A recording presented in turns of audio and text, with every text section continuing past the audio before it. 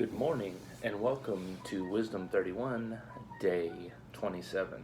Proverbs 27 and 14 reads this way: Whoever blesses his neighbor with a loud voice, rising early in the morning, will be counted as cursing. Right thing, wrong time.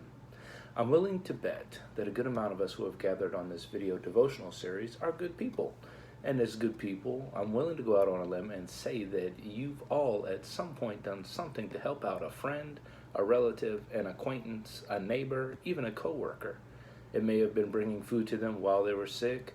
Maybe you cut their grass or washed their kids for a couple of hours. You could have, just stopped by and say, hey, and check on them if you knew that they weren't feeling well. Now, I'm sure we would all agree that all of these are good things. In this day and age, they could even be incredibly moving since we don't really care for each other in this way much these days. These things are what we should be doing, and they're the right things to do for each other. I mean, we would all be happy to have any one of these things to be done for us and our family. I mean, it's hard to disagree with that.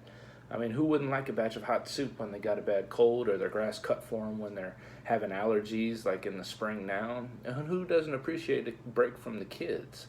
But sir, ma'am, don't you dare come and start cutting my grass on Saturday morning at 6 a.m.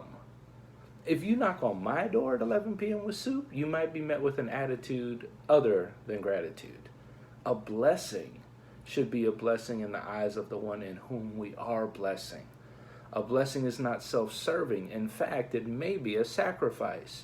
It may be inconvenient for us to wait until 9 or 10 a.m. to cut the grass, or to bring soup over at 5 p.m. when I actually need it. But it might be inconvenient to you. You're not blessing me by waking me up at 6 a.m., even if I don't have to cut my grass anymore. So here's the wisdom key.